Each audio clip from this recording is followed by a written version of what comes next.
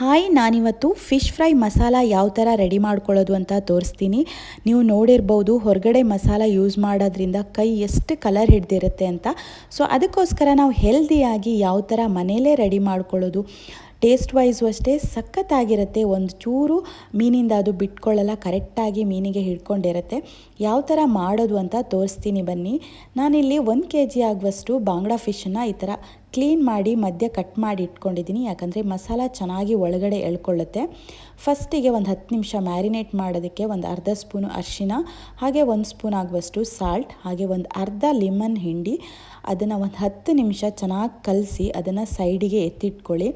ಆವಾಗ ಫಿಶ್ ಏನಿದೆ ಅದು ಕರೆಕ್ಟಾಗಿ ಉಪ್ಪನ್ನು ಎಳ್ಕೊಳ್ಳುತ್ತೆ, ಉಪ್ಪು ಮತ್ತು ಹುಳಿನ ಎಳ್ಕೊಳ್ಳುತ್ತೆ. ಆವಾಗ ಟೇಸ್ಟು ತುಂಬಾ ಚೆನ್ನಾಗಿರುತ್ತೆ, ತಿನ್ನುವಾಗ ಸಪ್ಪೆ ಸಪ್ಪೆ ಅನಿಸಲ್ಲ. ಅದಕ್ಕೋಸ್ಕರ ಒಂದು 10 ನಿಮಿಷನಾದರೂ ಈ ಥರ ಮ್ಯಾರಿನೇಟ್ ಮಾಡಿ ಇಡಿ. ಇವಾಗ ನಾವು ಮಸಾಲ ನಾನು ಯಾವ ಥರ ರೆಡಿ ಮಾಡಿಕೊಂಡೆ ಅಂತ ತೋರಿಸ್ತೀನಿ ಬನ್ನಿ. ನಾನಿಲ್ಲಿ ಒಂದು 10 ರೆಡ್ ಚಿಲ್ಲಿನ, ಇದೇನು ಹುರಿದಿಲ್ಲ, ಹಸಿಯಾಗಿರುವಂಥ ರೆಡ್ ಚಿಲ್ಲಿ ತೊಗೊಂಡಿದ್ದೀನಿ. ಹಾಗೆ ಒಂದು 10 ರಿಂದ 15 ಕಾಳು ಆಗುವಷ್ಟು ಪೆಪ್ಪರ್, ಹಾಗೆ 1 ಸ್ಪೂನ್ ಆಗುವಷ್ಟು ಅರಿಶಿಣದ ಪುಡಿ,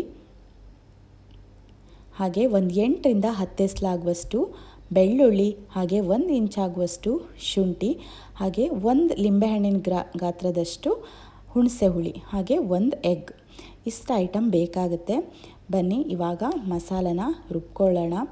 ಸೊ ನಾನಿಲ್ಲಿ ಹುಳಿ ಏನಿದೆ ಅದಕ್ಕೆ ಸ್ವಲ್ಪ ನೀರು ಆ್ಯಡ್ ಮಾಡಿ ಇಟ್ಕೊಂಡಿದ್ದೀನಿ, ಯಾಕಂದರೆ ರುಬ್ಬೋದಕ್ಕೆ ಈಸಿ ಆಗುತ್ತೆ. ಅದಕ್ಕೋಸ್ಕರ ಇವಾಗ ಎಲ್ಲ ಐಟಮನ್ನು ನಾನು ಮಿಕ್ಸಿ ಜಾರ್ಗೆ ಹಾಕ್ಕೊಳ್ತಾ ಇದ್ದೀನಿ.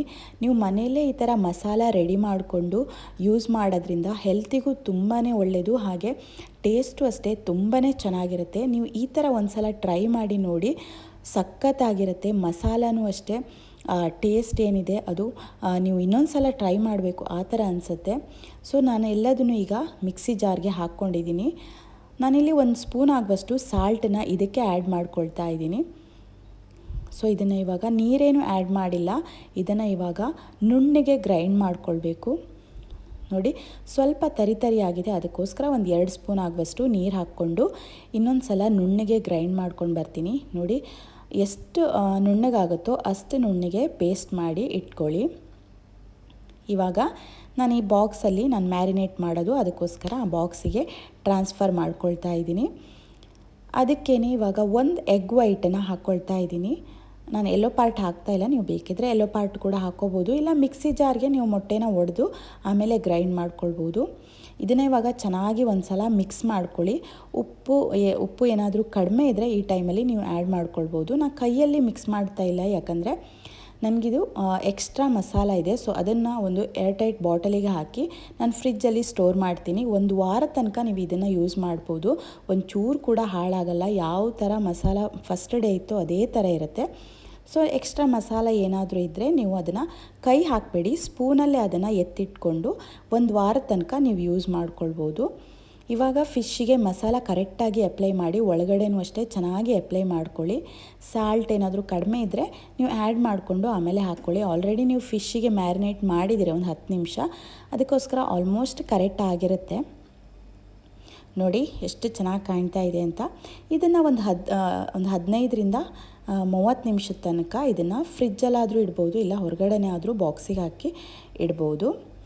ಇವಾಗ ಒಂದು 30 ಮಿನಿಟ್ಸ್ ಆಗಿದೆ. ಆಮೇಲೆ ನಾನು ತವಾಗೆ ಸ್ವಲ್ಪ ಆಯಿಲ್ನ ಹಾಕ್ಕೊಳ್ತಾ ಇದ್ದೀನಿ. ಈಗ ಫಿಶ್ ಎಷ್ಟು ಬೇಕೋ ಅಷ್ಟು ಫಿಶನ್ನು ನೀವು ಹಾಕ್ಕೊಳ್ಳಿ. ಎಣ್ಣೆ ಏನು ಜಾಸ್ತಿ ಹಾಕ್ಕೊಳ್ಳೋ ನೆಸೆಸಿಟಿ ಇಲ್ಲ, ಸ್ವಲ್ಪ ಹಾಕಿ ಒಂದು 2 ರಿಂದ 3 ಸ್ಪೂನ್ ಎಣ್ಣೆ ಸಾಕಾಗುತ್ತೆ. ನಾನು ಮೇಲ್ಗಡೆ ಸ್ವಲ್ಪ ಕರಿಬೇವನ್ನು ಹಾಕ್ಕೋತಾ ಇದ್ದೀನಿ.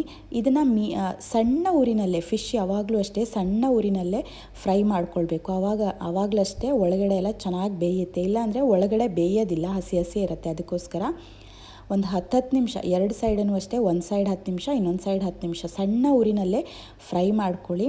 ನೋಡಿ ಎಷ್ಟು ಚೆನ್ನಾಗಿ ಕಾಣ್ತಾ ಇದೆ ಅಂತ. ಮಸಾಲನೂ ಅಷ್ಟೇ ಸಖತ್ತಾಗಿ ಟೇಸ್ಟಿಯಾಗಿ ಬಂದಿತ್ತು, ಒಂದು ಚೂರು ಮಸಾಲ ಕೂಡ ಬಿಟ್ಕೊಳ್ಳಲ್ಲ. ನೀವು ಒಂದು ಸಲ ಇದೇ ಥರ ಫಿಶ್ ಫ್ರೈನ ಟ್ರೈ ಮಾಡಿ ನೋಡಿ.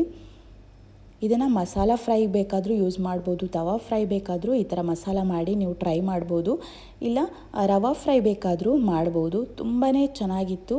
ಈ ರೆಸಿಪಿ ಏನಾದರೂ ನಿಮಗೆ ಇಷ್ಟ ಆದರೆ ನನ್ನ ಚಾನಲ್ನ ಸಬ್ಸ್ಕ್ರೈಬ್ ಮಾಡ್ಕೊಳ್ಳಿ. Thanks for watching. See you on next video.